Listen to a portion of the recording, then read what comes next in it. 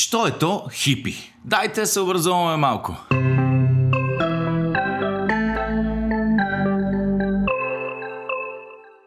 Айде, банда, здравейте и добро утро, аз съм Боби, както обикновено всеки петък се опитвам да ви информирам, да ви запознавам с всякакви видове културни движения и нови ценности по света у нас и не само. Днес ще си говорим за хипитата, що е то хипарското движение и така нататък. Хипи, наречено още хипи движение, както казахме току-що, на английски означава моден или стилен и е младежко движение, което възниква като контркултура в САЩ през 60-те години на 20 век и постепенно запада след 70-те.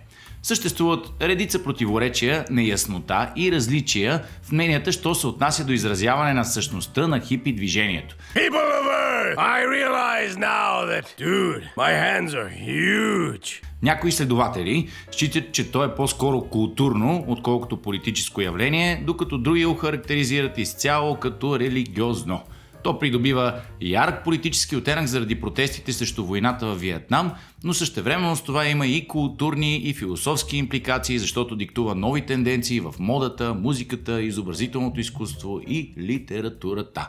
От САЩ хипарството бързо се разпространява в Англия и оттам в останалите страни в Европа и кулминацията на движението настъпва с лятото на любовта. The Summer of Love. We don't need corporations. We don't need money. Събиране на около 100 000 души в Сан Франциско през лятото на 67 година и фестивалът Woodstock през 69 година. За първи път думата хипи е използвана от американския журналист Майкъл Фелън през 1965 година и тя е отличила всъщност новите от старите бохеми. Повечето от новите за времето бунтари са на възраст между 15 и 25 години и произхождат от бели семейства от средната класа.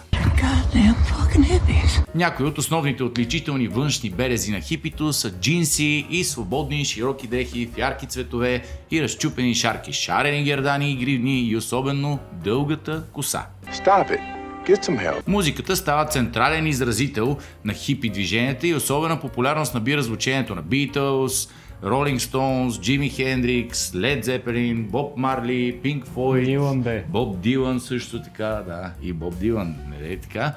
Често движенията подкрепят свободата на сексуалната ориентация и пропагандират сексуална толерантност, включително гей права, права за цветнокожите, защитничество, универсални човешки права. Какво ще рече това? Това звучи като универсален магазин за левче. Влизаш и си купуваш права. Универсално имаш правото да си хипи, не знам. Имам правото да съм хипи.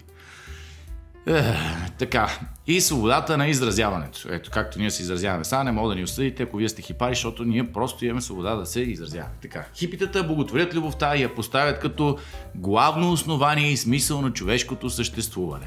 Много от тях експериментират с вегетарианство, свободни полови контакти, различни дроги, най-вече психоделици. Да, LSD. Глътни това LSD и виж това еднорог. И бъди хипи. Да. Различни окултни, магични, езотерични, мистични учения и практики. Свингърство, разни други такива неща. Тия това са другия път. епизоди, други де ще направим за тях. Мотото им е мир, любов и свобода. Дайте да видим няколко примера от широкото интернет пространство за това, що е то хипи и как се имплементира в нашият модерен свят. Пущай, Донев. Ето сега човека е... Човека е истинско хипи. Ето и е. Това той е това всъщност. Цимента с краката си. Човек не мога да го разбера това с мръсните как крака. мога да са толкова мръсни тия крака? Не мога да го разбера това с мръсните крака.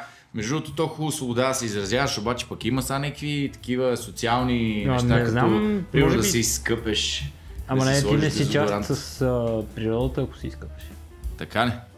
Не съм никакво хипи тогава. Но Не абсолютно искам не и си да хипи. ставам никога. Не. Чисти са ми краката, носи хуй чорапи, меки обувчици с меки стелчици, да ми е по-приятно. Че даже се и бръснеш на някакви места. Ага, а между другото, не знаеш, че сега даже има движение такова, пък това е друго, за което трябва да говорим, за босите обувки и точно за този контакт с природата, че сме загубили контакт с земята и енергийните центрове и няма да достигнем никога вътрешната земя и да видим уния динозаври от филма, както ги видяха.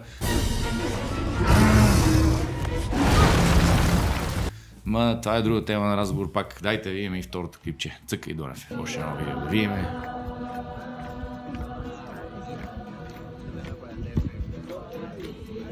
Това е Кракра, Варна. Enjoy morning.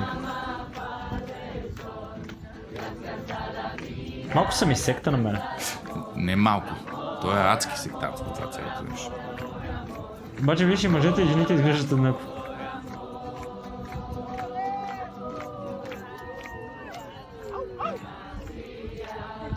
Как е? Виж сега. Виж, винаги има един мъж с китарка, който около него има много жени. Или мъже в случая, не съм сигурен. Да, тук не мога да различиш, но тук имам чувство, че особено в последните години всеки човек вече, когато прави нещо, което е в разрез с културните правила, обособени от широкото общество, и вече той е хипар или аз съм хипи. Те сами се самоопределят като хипи. Да. Просто стана модерно в 21 век да се самоопределяш като нещо. Не, то последните 5-6 години не Аз още не съм се самоопределил.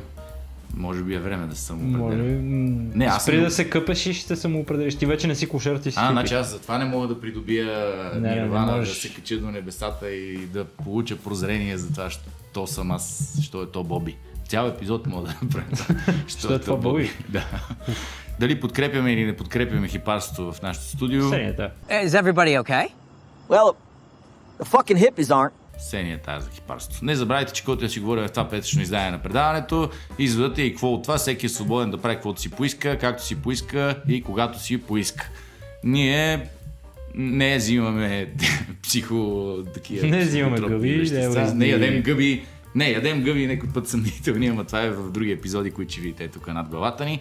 Но като цяло не взимаме нещо, което би могло да прецени трезвата ни преценка, всъщност да замъгли и трезвата. Това мисля, че беше много долна лъжа, но добре да пробвам. Не, виж, то си има определени часове, примерно, дето можеш да пиеш 2 чаши ром и да бъдеш пират. Ето, определих се. Аз съм Ти си пират? Добре. Това е. Ще направим епизоди за пиратите, а вие не пропускайте всеки петък да гледате и какво от вас, да се образовате, дето се вика на различните движения, култури. Утре като излезете и кажат, какви са тия хипари, и тия кажеш, чакай са, хипарите са ето това, което си говорихме за вас преди малко. Така че благодарим ви, че бяхте с нас тази седмица. Очакваме отново следващия петък. Дето се вика, се усмихнем и да се запознаем с още някоя културка или движеница или такова. Чао!